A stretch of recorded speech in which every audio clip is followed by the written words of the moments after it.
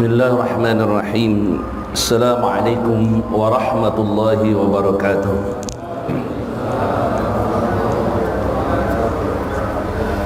Alhamdulillahi rabbil alamin, wa bihi nasta'inu ala umuri dunya waddin. Wassalatu wassalamu ala nabiyyil mustafa nabiyyina Muhammadin sallallahu alaihi salatu wassalam. Ashhadu an la ilaha illallah wa ashhadu anna Muhammadan abduhu wa rasuluhu la nabiyya ba'da.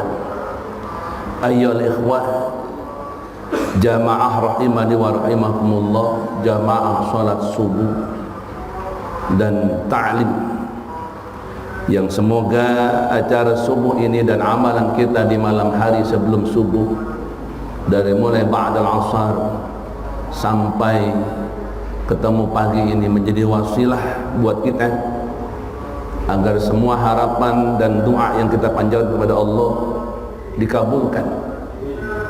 Karena setiap amalan yang kalau mau cepat dikabulkannya, maka buatlah wasilah.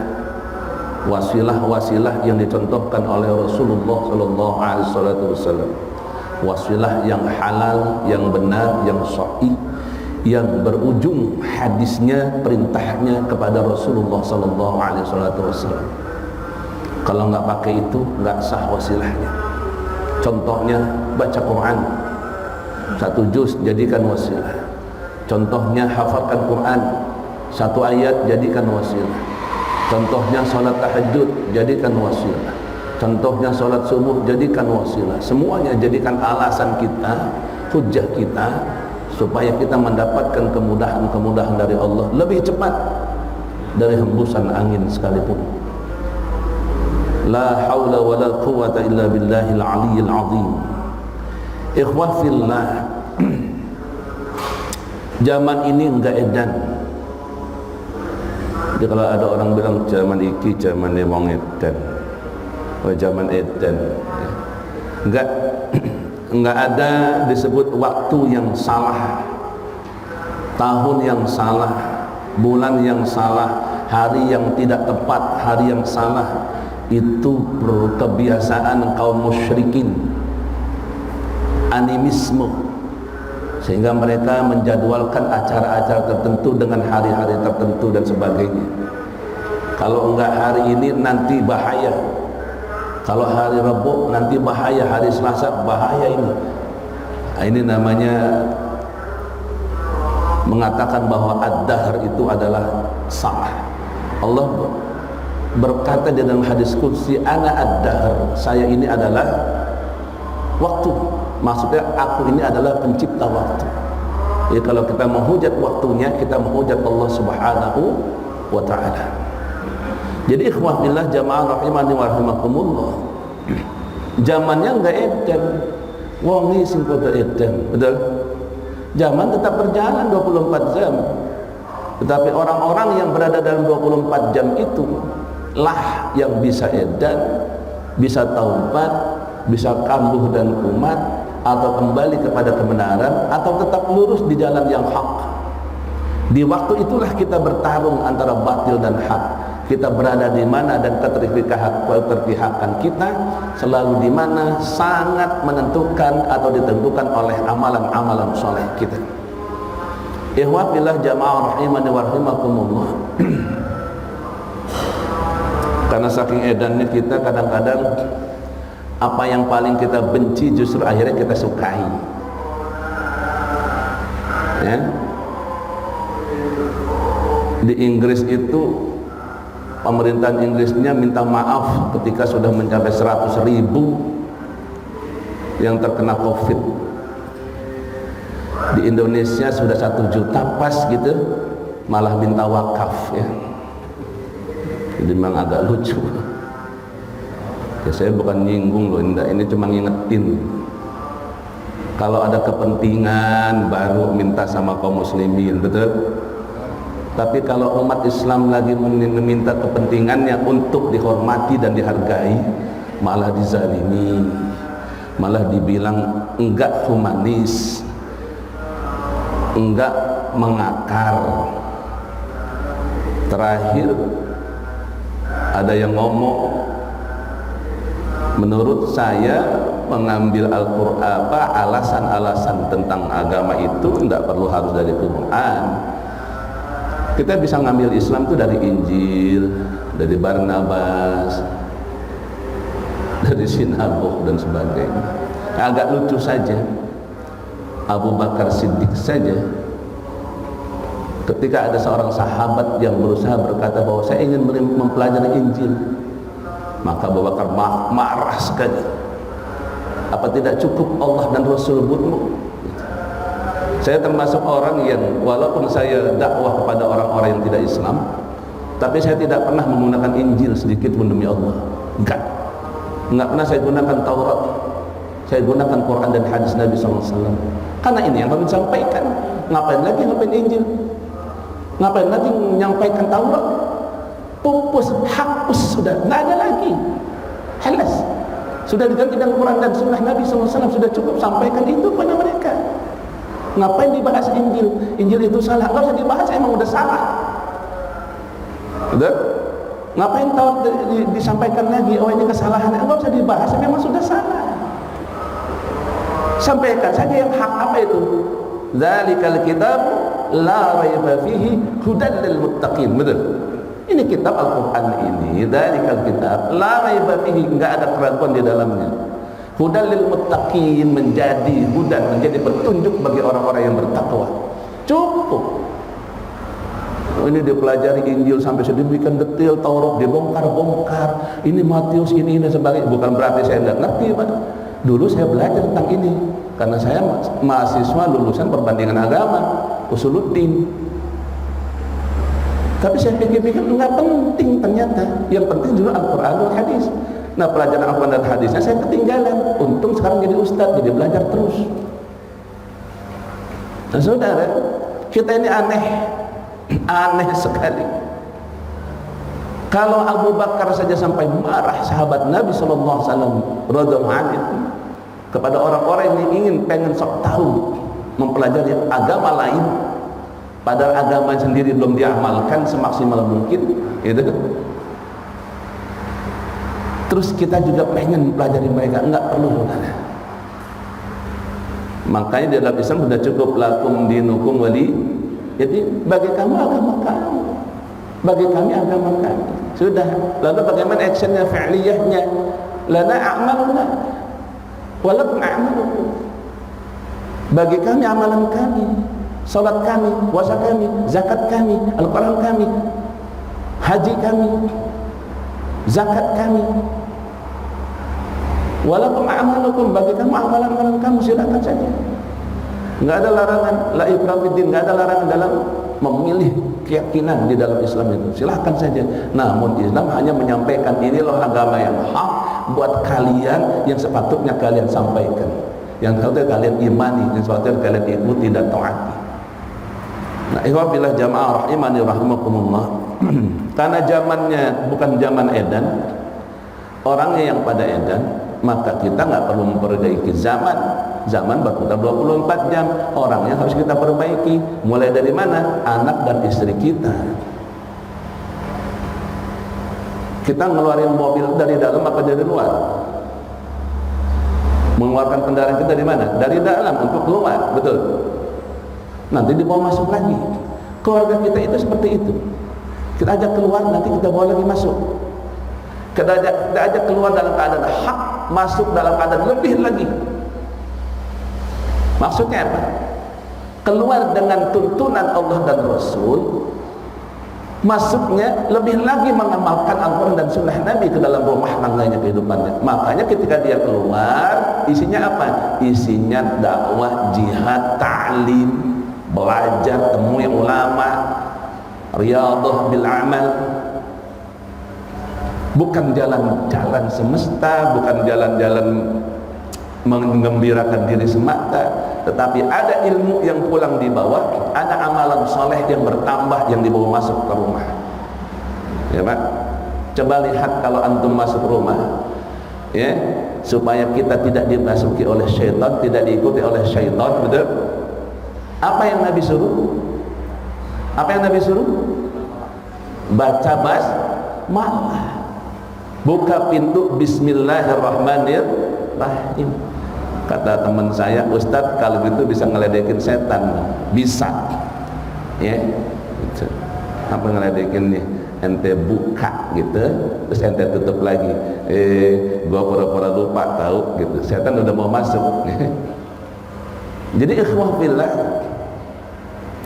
perlu dicatat bahwa dengan kondisi yang terjadi sekarang, perubahan-perubahan zaman yang terjadi, perubahan-perubahan manusia yang terjadi, etikanya, akhlaknya, kondisinya, budaya dan sebagainya yang pasti terjadi, itu bukan karena pengaruh zamannya, bukan karena 24 jamnya, tetapi karena amalan-amalan manusia yang terus berubah, yang tidak diimbangi oleh atau diimbangi oleh Al-Quran dan Sunnah Nabi Muhammad Sallallahu Alaihi Wasallam.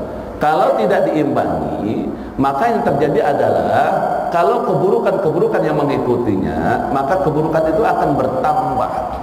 Kalau kebaikan-kebaikan yang mengikutinya, maka kebaikan itu akan bertambah. Tinggal tergantung bagaimana kita menempatkan apa yang ada di samping, kiri, kanan dan depan kita. Amalan soleh apa yang berada di depan kita, amalan soleh apa yang ada di belakang kita, amalan apa yang ada di kiri dan kanan kita. Kalau di dalam hidup kita lebih banyak amalan buruk, maka keburukanlah yang akan menimpa kita selanjutnya. Kalau di depan kita amalan soleh, di kiri kanan kita, seluruh keliling kita adalah amalan soleh, maka insya Allah yang melindungi kita adalah amalan soleh. Seorang laki-laki pulang dari kerja, ya, pulang dari kerja. Saya tanya sama antum, ini internal kita, keluarga, apa yang antum lakukan sebelum sampai ke rumah? Saya tanya sama antum, ketika kita berangkat, kita dalam keadaan rapi atau tidak? Rapi ya? Cakep kan ya? Ganteng kan? Bahkan sepatu kita kalau nggak mengkilat, kita rasanya risih. Kenapa? Karena kita hendak keluar. Kenapa harus rapi? Karena kita bertemu dengan manusia, betul? Betul nggak nih? Betul kan? Oke. Kerja kita seharian kemudian pulang, ya kan? Saya tanya sama antum, masih wangi nggak kita? Masih wangi nggak? Masihkah kita berdandan rapi? Masih cerah nggak wajah kita? Masih? Saudaraku, Nabi SAW sebelum dia masuk ke rumahnya, maka beliau akan hadir di satu musalla di tempat beliau untuk istirahat sejenak. Maksudnya apa? Merapihkan diri, menebarkan minyak wangi lagi ke tubuhnya, membetulkan sorbannya, menyisir rambutnya, menjaga wudhunya. Nabi sholat 2 rakaat. Maka Nabi tidak pernah pulang dilihat oleh istri-istrinya itu dalam keadaan tidak tersenyum. Tidak pernah Nabi tercatat dalam sejarah pulang ke rumah istrinya dalam keadaan lusuh, hatta meskipun baru saja pulang safar jauh atau bahkan pulang berperang. Wow, Nabi SAW. Itu Nabi, itu panutan kita. Itu yang kita katakan setiap hari. Saya bermutaba'ah kepada Rasulullah SAW. Kita ketika sampai di rumah, masih bisakah memelihara senyum? Bisa? Masih bisakah kita menampakkan baju kita yang meskipun agak lusuh tapi tetap terlihat enak? Masih bisakah harum yang kita bawa dari rumah kemudian kembali lagi dalam keadaan seperti semula, harumnya sama? Masih bisakah mata kita menampakkan kesukaan kepada anak dan istri kita? Kalau pertama kali kita keluar dari rumah, menampakkan diri dalam keadaan bagus, indah, Karena kita ingin diperhatikan oleh manusia dan disukai oleh manusia, dan kita menganggap bahwa mereka adalah manusia. Maka pertanyaannya, ketika antum semua masuk rumah antum berhadapan dengan siapa kira-kira? Dengan siapa? Bukan dengan manusia. Bukan dengan manusia. Allah yang Karim. Seharusnya antum perlakukan penghuni rumah itu melebihi dari orang yang baru antum kenal di luar atau tidak kenal sama sekali. Kenapa? Karena antum tahu tentang rumah antum tahu tentang istri dan anak-anak antum. Pak, saudaraku semua, ada kerinduan seorang anak ketika ayahnya datang. Betul? Betul? Pertanyaannya, apakah cukup si anak melihat kita dalam keadaan pulang kerja dalam keadaan lusuh? Ada kerinduan dari istri dan anak-anak kita pulang, punya uang atau tidak punya uang, bawa harta atau tidak bawa harta.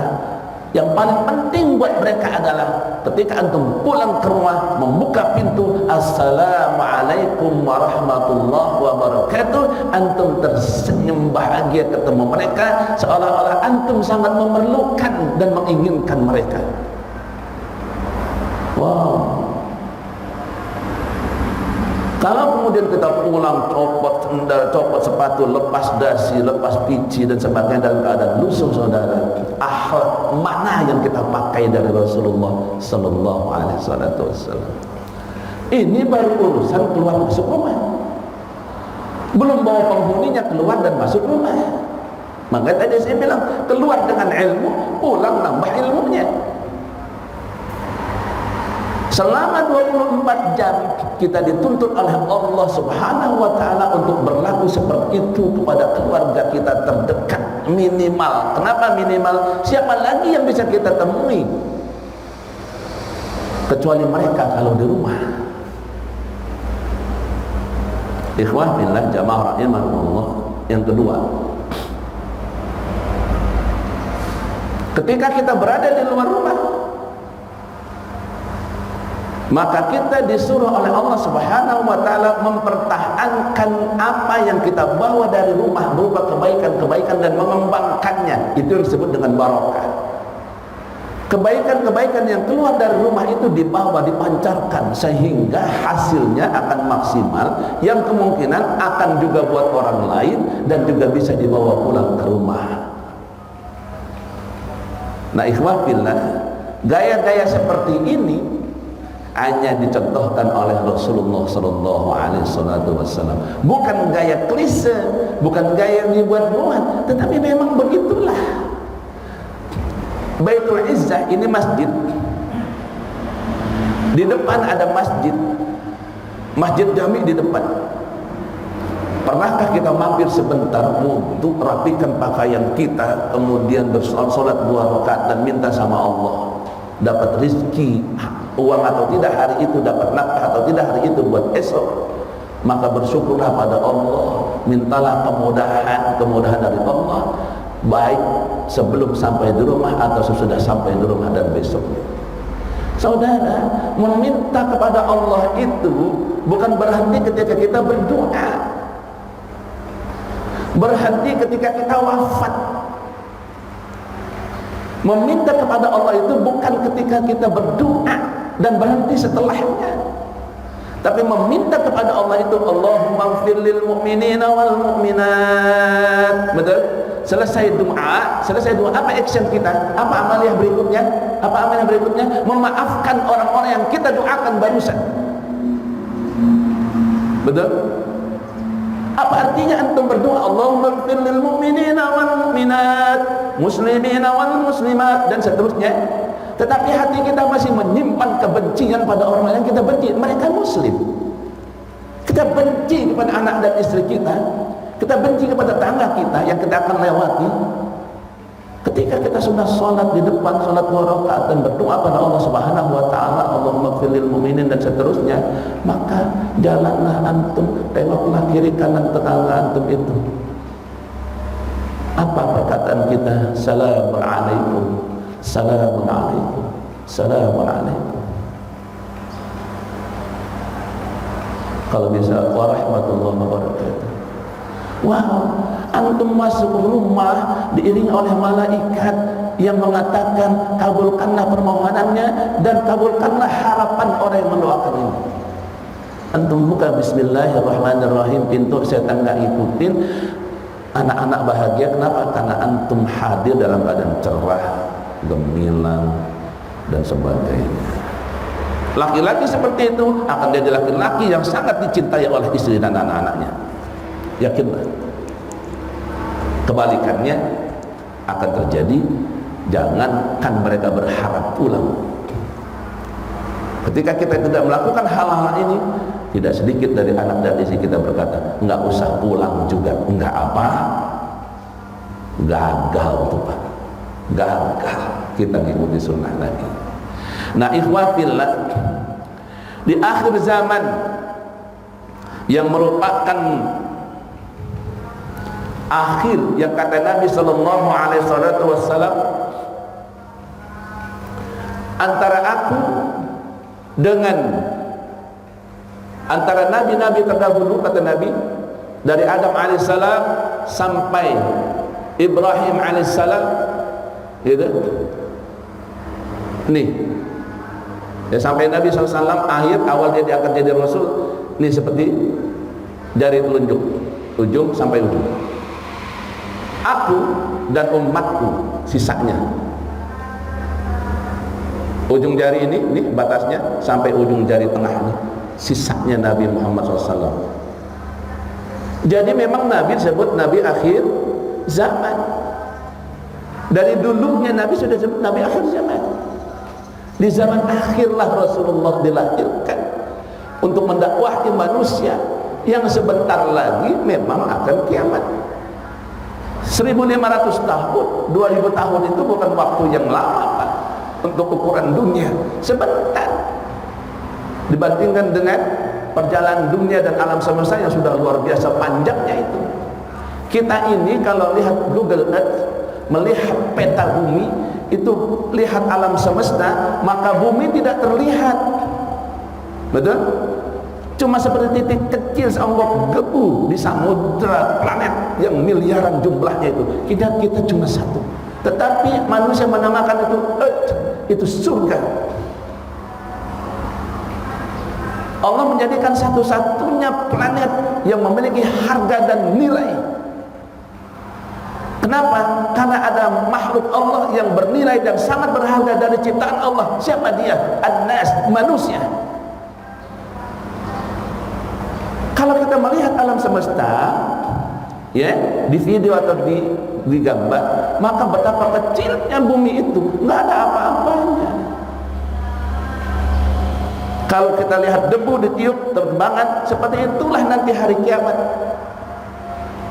Terus manusia diajarkan oleh Allah, diberikan penghormatan oleh Allah Subhanahu wa taala sebagai makhluk termulia ciptaannya dengan tuntunan Al-Qur'an dan sunnah Nabi Muhammad SAW untuk mengarungi zaman waktu yang diberikan oleh Allah dengan petunjuk Allah Subhanahu wa taala dan masing-masing rasul pada tiap umat. Kita ditakdirkan oleh Allah menjadi pengikut Nabi Rasulullah sallallahu alaihi wasallam yang nama kecilnya Ahmad, yang Nabi Isa berkata, Nabi Musa berkata, min ba'dismuhu Ahmad, setelah aku akan ada nabi yang bernama kecilnya Ahmad.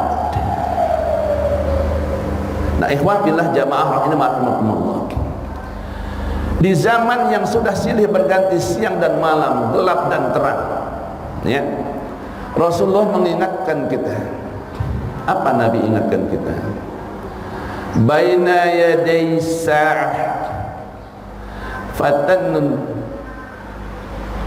kaqata'il lail muzlim. Sebelum datang kiamat ada berapa fitnah seperti potongan malam yang gelap.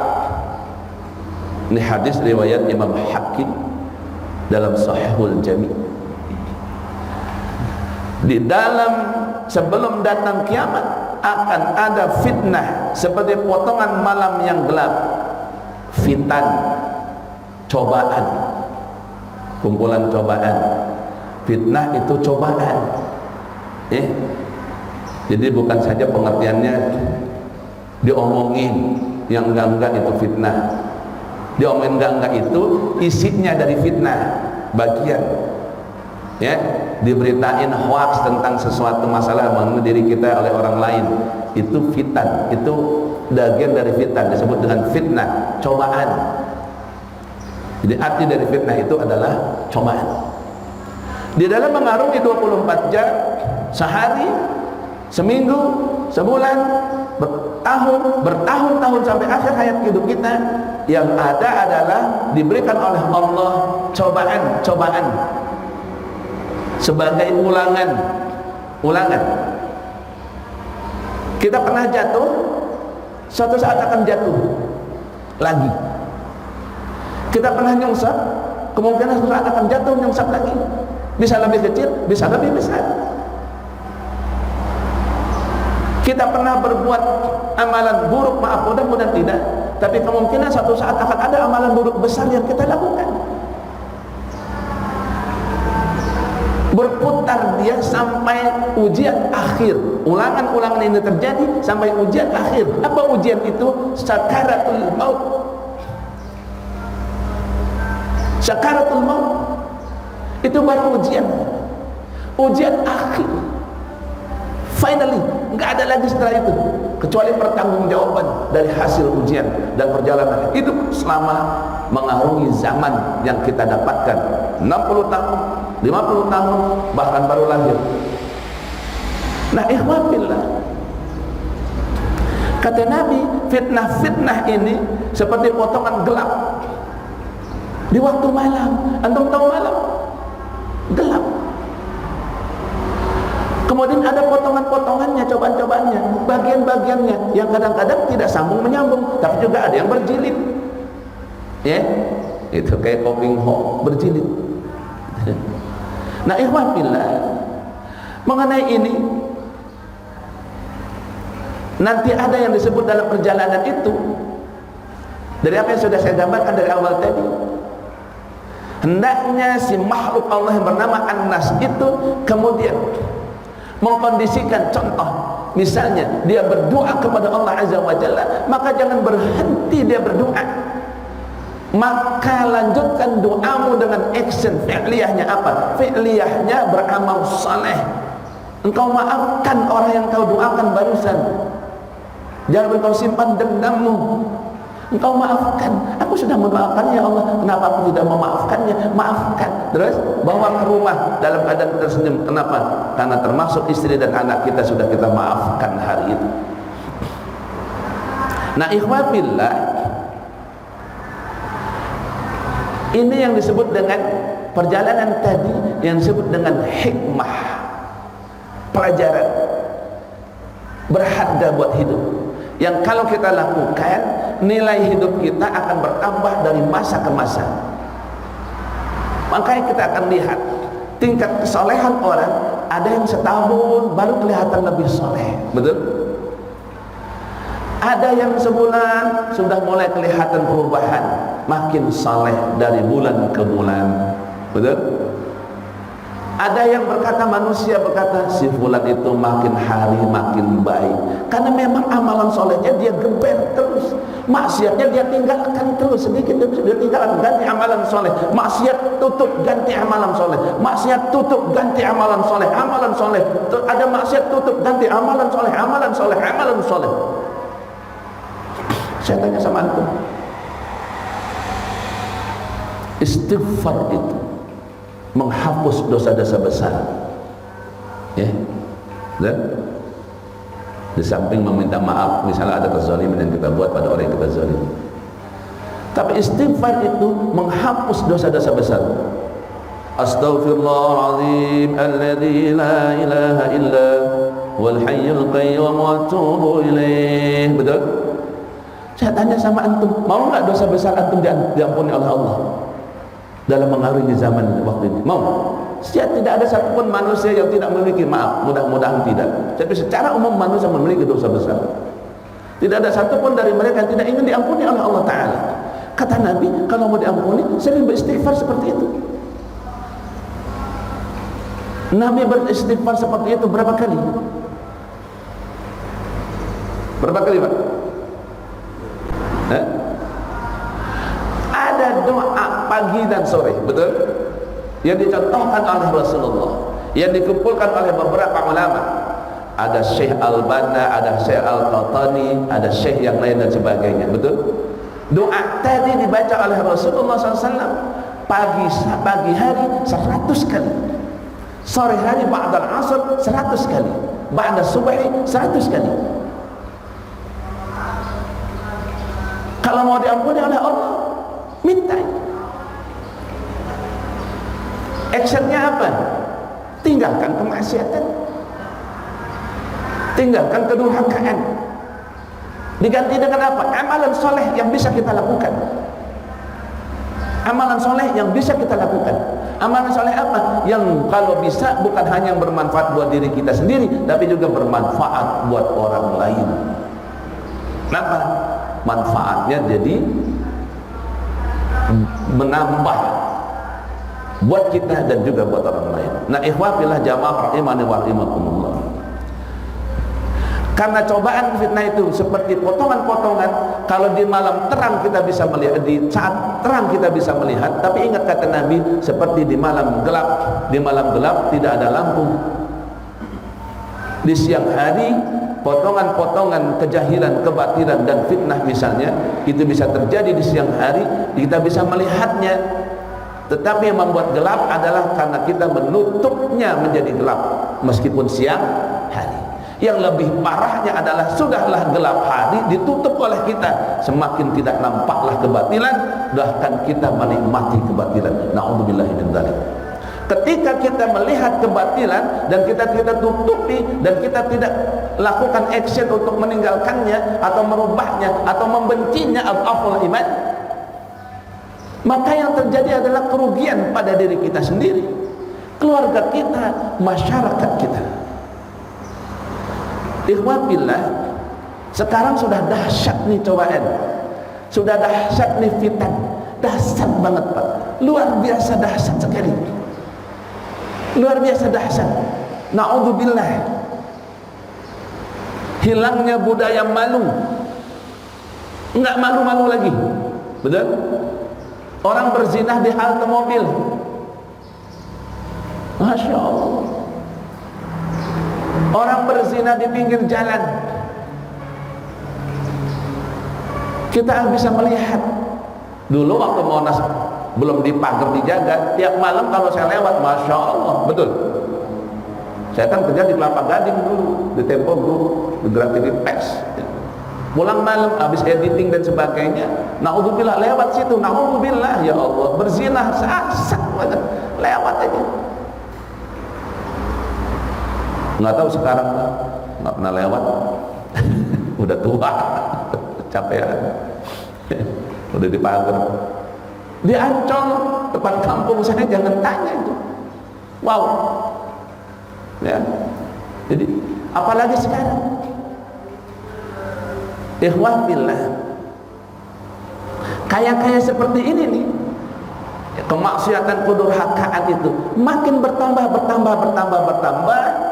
sehingga hasilnya banyak generasi yang dibesarkan oleh sikap hidup yang penuh dengan maksiat. Contoh yang paling gampang, gak usah bicara orang lain, bicara diri kita sendiri. Anak kita sekolahkan, betul? Kita pesantrenkan, betul? Kita kasih makan, betul? Sampai dia bisa berdiri sendiri, benar? Sampai dia bekerja, betul? Sampai dia punya rumah, sampai dia punya mobil, sehingga dia bisa berdiri sendiri. Jadilah anak kita seorang laki-laki dewasa, misalnya anak laki-laki. Begitu juga dengan anak perempuan. Ada hal yang menyedihkan ketika si anak yang biasanya minta pendapat ayah dan ibunya, betul, tentang sebuah masalah, maka dikasih oleh ayah dan ibu, nak begini, iya ayah, betul, ya jalankan ya. Tapi nanti akan ada satu masa kemungkinan mudah-mudahan kita tidak memiliki anak seperti itu. Tetapi ini banyak terjadi dalam sebuah kehidupan rumah tangga.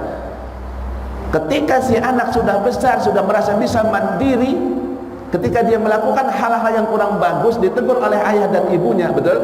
Nak, jangan begitu, nak, jangan begini, nanti tidak baik. Dia debat sama ayah dan ibu. Oh ibu, berdasarkan apa yang saya alami dari pengetahuan saya miliki, yang dari saya sekolah dahulu dan pesantren, ini begini-begini ibu dan ayah, begini-begini teorinya, begini di lapangan yang saya alami. Ah, hebat anak kita bangga, anak kita sudah bisa berkata-kata, betul? Senang sekali, pinter anakku, betul? Ketika dia melakukan kesalahan, kita tegur, nak itu salah, ini kita lompatkan dalil, debat terjadi. Kadang-kadang terakhir tidak sedikit dari anak-anak kita itu berkata begini, ayah, ibu, perlu tahu ya, gitu ya, kalaupun saya ambil sikap seperti ini kan hak saya. Saya kan seorang anak yang sudah dewasa, betul? Kalaupun ada risiko yang saya ambil, risiko saya. Kalau dia sudah punya harta, dia berkata, harta saya.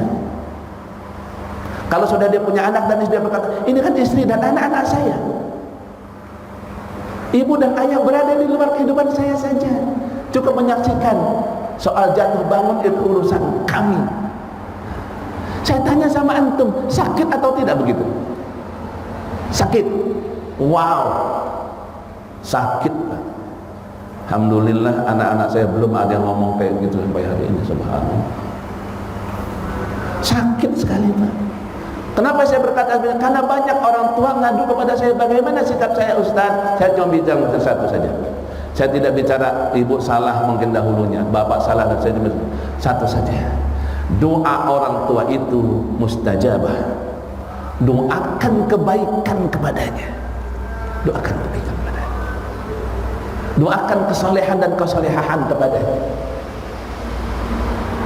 Ya, doakan kebaikan-kebaikan terus kepadanya, meskipun dia tidak mau menerima usulan-usulan dari kita. Mudah-mudahan dia bisa meneruskan usulan dari orang lain yang sama usulan baiknya dari kita.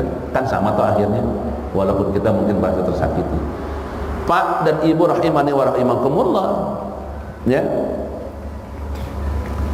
dengan kondisi seperti ini adalah contoh buat kita semua bahwa apa yang dialami oleh kita kelak sampai hari ini adalah perjalanan-perjalanan yang kita buat, yang sudah kita buat menghadapi zaman yang akan diteruskan oleh anak-anak kita, oleh cucu-cucu kita, oleh cicit kita, sampai nanti di saat setelah al-Mahdiyin memenangkan pertempuran, mengalahkan Dajjal, mengalahkan Yahudi dan Nasrani. Hidup manusia sampai kurang lebih 10 tahun di dalam hadis, dalam keadaan tentram, tidak ada orang miskin, tidak ada lagi orang terbunuh dengan sia-sia, kecuali kebaikan-kebaikan saja dan berkah di langit dan bumi yang turun kepada mereka. Setelah itu kaum muslimin dimeninggalkan, dimatikan, diwafatkan oleh Allah. Kemudian setelah mereka diwafatkan, semua tulisan di Al-Quran dihilangkan oleh Allah Subhanahu wa ta'ala. Hari itu tidak ada lagi taubatan nasuha. Hari itu yang tersisa adalah kaum kafirin, musyrikin, munafiqin. Sampai jatuh. Nah, yang kita siapkan adalah dari saat ini adalah untuk mengarungi zaman, contoh teladan kita melalui zaman yang akan dilewati oleh anak dan istri kita, oleh keturunan-keturunan kita. Setidaknya buat orang yang sudah 50, 60 tahun, 70 tahun, ada satu hal yang mungkin kalau dia merubah anak-anaknya melalui kata-kata sulit, gunakan dispensasi Allah. Gunakan dispensasi Allah melalui contoh Rasulullah SAW. Apa itu? Doa seorang ayah, doa seorang ibu mustajabah buat anak-anaknya dan cucu-cucunya. Doalah setiap hari di masjid, doalah setiap hari di mimbar, doalah ketika antum safar dalam keadaan beramal soleh.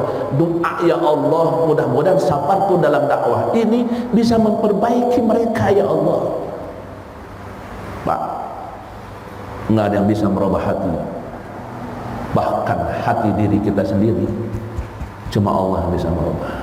Kenapa antum bisa tertarik taklim di masjid? Kenapa antum bisa sholat subuh di masjid ini? Karena antum melewati zaman ini, waktu ini dengan ketaatan. Antum berusaha untuk mendapatkan perkataan Allah, firman Allah, "Dzalikal kitabu la raiba fihi. Ini Al-Quran, nggak ada lagi ragu buat kalian. Kita berusaha untuk itu saja, ikutin terus. Makanya kalau ada azan subuh, dia datang ke masjid. Sebelum subuh dia lari, setelah sholat sunnah 2 rakaat ke masjid. Dia jalan cepat supaya tidak jalan berjamaah. Kenapa? Dia mendapatkan hudan. Kenapa dia dapat hudan? Karena dia berusaha. Kenapa Allah berikan kepada orang-orang yang berusaha untuk memperbaiki diri? Karena Allah adalah Tuhan yang maha pemberi ampunan dan rahmat, sehingga dia berikan pertolongan Allah, dimudahkan ibadah, dimudahkan tahajud, dimudahkan dakwah, dimudahkan ekonomi, dimudahkan banyak sebagainya. Nah, ikhwatillah, jangan berhenti memperbaiki hidup di dalam mengarungi zaman, ya. Karena ada hikmah di balik cobaan yang barusan saya bacakan. Sungguhnya kami telah menguji orang-orang sebelum mereka, walaqad fatanna alladziina min qablihim fala ya'manallahu alladziina shadaqu wa la ya'manallahu kadhibin.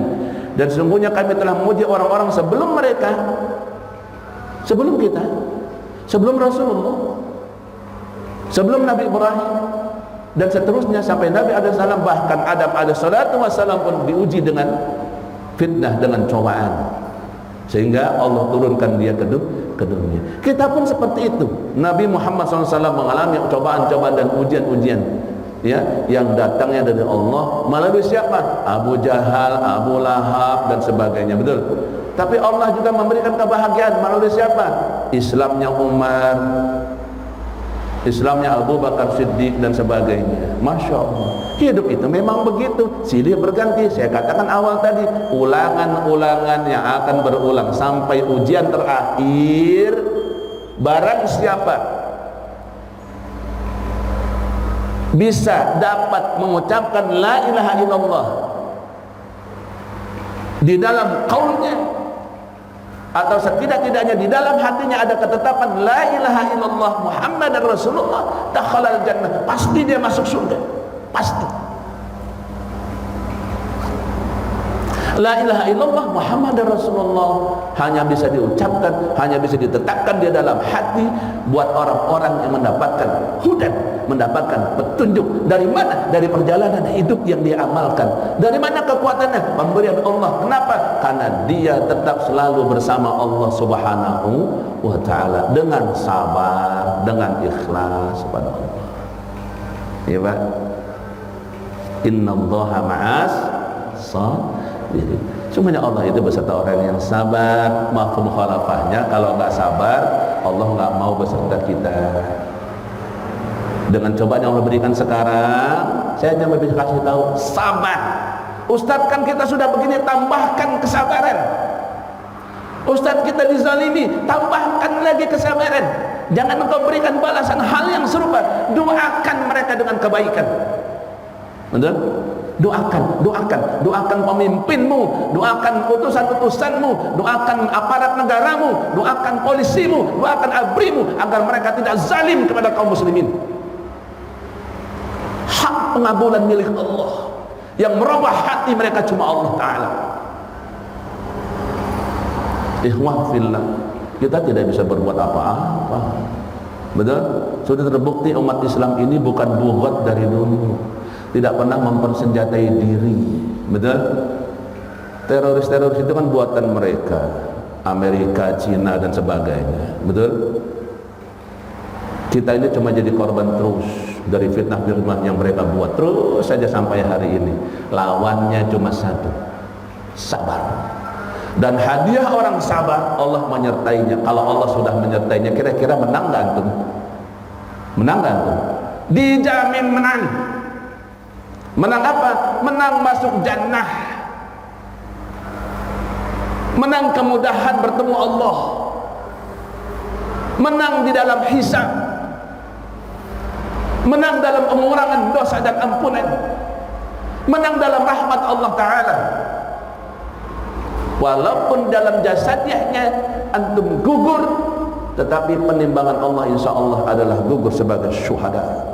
Walaupun antum di penjara, bersabarlah dengan penjara, meskipun kita harus mati dalam penjara seperti para ulama salafus saleh zaman lalu, maka yakinlah itulah jalan terbaik buat hamba-hamba Allah yang sangat dicintainya. Para ulama berkarya indah dan hebat rata-rata di dalam penjara.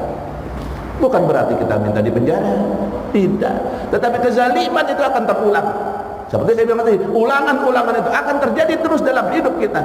Untuk menambahkan kemampuan kita, amunisi kita, perkataan kita dikuatkan, syahadat kita menjadi kuat di hadapan Allah Azza wa Jalla. Ketika Israel, malaikat mencabut nyawa kita, hati kita sudah berkata, La ilaha illallah Muhammadur Rasulullah. Kenapa bisa begitu? Karena selama ini itu yang sangat dia cintai, itu yang sangat dia dambakan, itu yang sangat dia harapkan. Ikhwah billah, zaman berganti, betul? Waktu 24 jam. Para pelakunya berganti zaman, berganti orang, berlaku rezim, berganti kekuasaan, berganti kerajaan dan sebagainya. Silahkan. Tapi ini minta oleh Allah satu saja buat kita. Iman kita jangan pernah berganti. Keyakinan kita pada Allah jangan pernah tertukar. Anak istri kita adalah garapan kita di awal kehidupan kita. Keturunan kita adalah orang-orang yang wajib kita doakan. Kenapa? Dari merekalah nanti salah satunya jannah kita. Betul? Dari merekalah kuburan kita bisa terbuka dengan lebar. Dari merekalah ampunan dan rahmat Allah datang. Setiap orang yang mati saat ini berada di dalam kubur menyatakan kebahagiaannya kepada Allah Ta'ala. Kenapa? Wahai fulan, anakmu berdoa untukmu, berkurang dosanya. Kalau ada sisa kubur, berkurang siksa kuburnya. Wahai fulan, anakmu bersalawat kepada Allah untuk Rasulmu, ayahnya mendapatkan pahala, ibunya mendapatkan pahala, berkurang lagi dosanya di pekuburan. Makanya saya sudah bilang sama antum dari dulu dalam khutbah-khutbah Jumat, bahwasannya jangan sampai lepas dari perkataan Allah, firman Allah, ya ayyuhalladzina amanu ittaqullaha haqqa tuqatih wa la tamutunna illa wa antum muslimun. Wahai orang yang beriman, bertakwalah kamu dengan sungguh-sungguh, pergunakan waktu ini sebaik mungkin dengan amalan-amalan soleh yang ikhlas, sungguh-sungguh. Wa la tamutunna, dengan kamu sekali-kali mati, ingat mati cuma sekali, betul? Yang mati sekali itu kata Allah, wala tamutunna illa wa antum muslimun. Jangan kali-kali kamu mati kecuali dalam keadaan beragama Islam, berkeyakinan Islam, berhati Islam. Minimal itu yang menyelamatkan. Kenapa? Hati yang Islam ada syahadatu alla ilaha illallah, meskipun syahadatnya remeng-remeng. Meskipun. Tapi kan kita nggak pengen yang remeh-remeh, pengen yang bersinar syahadat kita di hadapan Allah Azza wa Jalla. Makanya mati dalam keadaan Islam itu jangan sampai tidak didapatkan oleh kita. Nanti kalau sudah wafat, antum akan merasakan perubahan-perubahan di makbarah. Kita punya dosa yang memang harus diadab, masa mudah-mudahan tidak ya. Ada adab kubur namanya, betul. Allah kurangkan. Bahkan ada seorang yang kemudian berkata pada Allah, ya Allah, dari mana mahkota terang ini ya Allah? Gitu. Allah sematkan mahkota terang di palanya. Dari mana ya Allah? Kata Allah, itu dari bacaan Quran anakmu, itu dari hafalan Quran anakmu. Wow, bahagia Pak, punya istri yang salihah, anak yang saleh dan salihah. Mudah-mudahan istri dan anak-anak kita jadi istri dan anak-anak yang salehah, keturunan kita keturunan yang saleh dan salehah, dzurriyyat kita adalah dzurriyyat yang mampu berkata Rabbi firli atau Rabbana ighfir lana wa liwalidayna dan seterusnya. Mudah-mudahan setidak-tidaknya mereka adalah seorang mukmin, seorang muslim yang bisa berkata, ya Allah, ampunilah ayahku, ampunilah kakekku, ampunilah buyutku, ampunilah orang-orang sebelumku, dan kumpulkan kami semua dalam jannah. Demi Allah Pak, sampai hari ini saya selalu berdoa kayak gitu. Kangen beneran, kangen sama keluarga dahulu yang sudah wafat itu, pengen ketemu mereka di jannah itu, kangen banget. Sampai saya pernah buat puisi di Facebook buat ayah saya, Bapak, saya pengen sekali ketemu di jannah kita nanti naik Vespa bareng-bareng ya gitu. Dulu kesenangan ayah saya suka bawa dia naik Vespa di hari tuanya. Ayo naik Vespa yuk bareng sama gue, kata bapak gitu. Iya pak, kita jalan ya, Gunung Sahari, Senen balik lagi, atau ke Priuk, Pelabuhan balik lagi. Tuh, kesenangan bapak di hari tua tuh ya. Sama di Tangerang sini gitu, jalan-jalan Tangerang. Jadi ikhwafillah, bahwasannya zaman itu pelakunya adalah kita ya, sebagai penutup, pelakunya adalah kita. Nggak usah ngomongin jin, udah punya urusan masing-masing. Nggak usah jadiin temen, udah punya urusan masing-masing. Urusan kita adalah mengurus manusia dan semua amanah Allah yang diamanahkan kepada kita, keluarga kita terutama. Yang kedua, lingkungan kita masyarakat. Yang ketiga, di luar masyarakat lingkungan kita dalam bentuk negara. Yang keempat, seluruh dunia ini. Makanya kata Allah, fantashiru fil ard, jalan dakwah, jalan dakwah, katakan la ilaha illallah Muhammadar Rasulullah. Dengan begitu Allah akan berkata, Allah subhanahu wa ta'ala, malaikatnya akan berkata, innallaha malaikatahu yusholluna 'alan nabi, dan seterusnya. Mereka juga berdoa untuk nabinya, untuk kaum muslimin dan muslimat. Kita berdoa pada Allah untuk nabi, Allah bahkan berdoa untuk si hamba. Masya Allah. Jadi jangan pernah berpikir Mbak, bahwa ketika kita dakwah keluar, kita meninggalkan keluarga kita itu, isi kok ditinggalkan. Allah maha penjaga. Saya kemarin dari Palu dapat sumbangan dari antum semua, terima kasih banyak, ada 2.500.000 ya. Kemudian dakwah di Sigi itu 4 hari, selebihnya karena saya ada urusan keluarga. Kemudian mau ke Donggala nggak bisa karena harus rapid test ini dan itu, ribet ya, dicolok lagi hidung saya, udah 4 kali Pak, 2 di bandara, 2 lagi ada kan nggak enak hidung nih, Masya Allah diputer-puter ya. Sekarang kan belum ada genos waktu kemarin kan, kalau sekarang enggak, insya Allah ya. Sakit nih Pak, aduh nggak bisa, saya bilang sakit sekali saya ya, nggak ke Donggala karena waktunya juga udah mepet. Nggak ke Donggala ya, karena Donggala tuh harus muter Teluk ya, jauh banget. Jadi karena belum, Donggala tuh ada yang kecamatannya terpisah, terbagi 2 karena ada danau besar, ada teluk yang besar yang memotong Donggala gitu. Jadi agak susah. Jadi saya dakwah kemarin di Sigi 4-5 hari lah kurang lebih ya, dari Palu bawah, kemudian perbatasan Sigi dan Palu. Di Siginya markas saya dengan teman-teman, kemudian naik ke atas. Di Palu masih banyak masjid, banyak juga gereja. Masuk Sigi, masjid berkurang, lebih banyak gereja. Ini maafnya orang Palu tahu pasti ya. Naik ke atas Sigi, masjid makin sedikit, yang makin banyak. Nah, proyek dakwah saya di Sigi yang atas. Pak, jangan dikira Sigi itu nyaman, maksudnya sejuk kayak di puncak, walaupun dataran tinggi ya. Itu dataran puncak pinggir pantai, jadi tetap aja panas. Kecuali kalau dataran puncak seperti puncak Bogor ya, jauh dari pantai, bisa dingin dapat. Kalau sana enggak ya, malam pun tidak terlalu dingin, panas aja biasa, hanya lihat pemandangannya saja. Jadi dakwah di sana ada hal yang membuat saya tertarik sekali. Maaf orang Sigi. Kalau di Mentawai saya masih dapat perhatian dakwah yang bagus, tapi di sana Masya Allah, saya harus bicara apa ya, luar biasa Pak, hampir bisa dikatakan cuek terhadap dakwah Islam.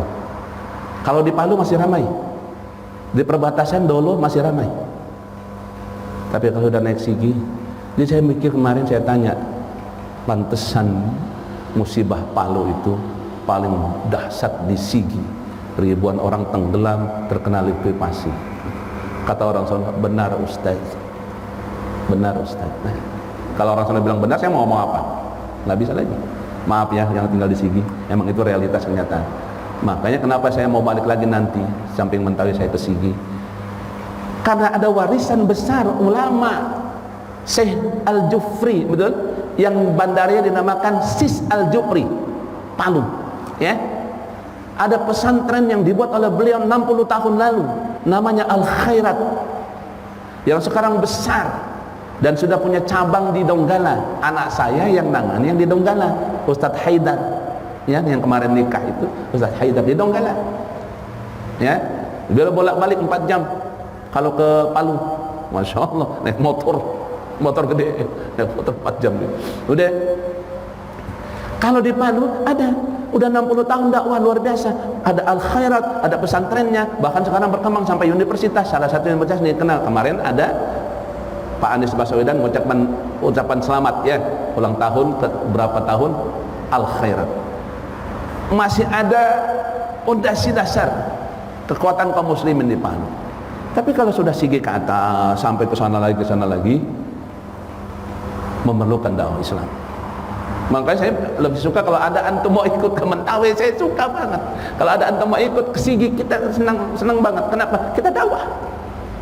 Ya. Nanti saya ketemu dengan teman-teman Jamiat Tabligh, kerjasama.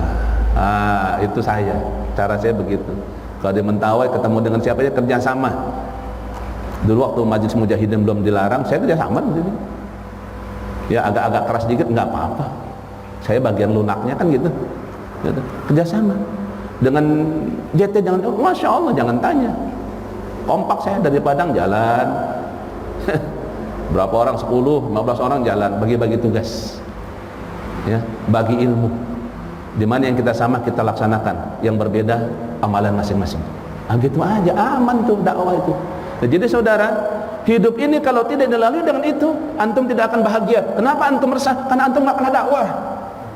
Kenapa antum menangis terus? Karena antum tidak membuka hati dengan dunia luar. Oh ikhwan kita ada di luar, oh saudara kita ada di luar. Bahagiakan antum dengan dakwah. Dakwah dari siapa? Kepada anakmu, pada istrimu, kepada keluargamu, pada masyarakatmu, pada bangsamu, pada penguasamu. Tegur.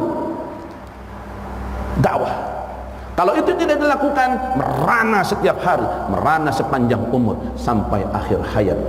Ditakutkan barang siapa tidak keluar dari lisannya ucapan seruan kepada la ilaha illallah, jangan harapkan dia bisa menyeru kepada Allah ketika sakaratul maut, la ilaha illallah Muhammadar Rasulullah. Hati-hati.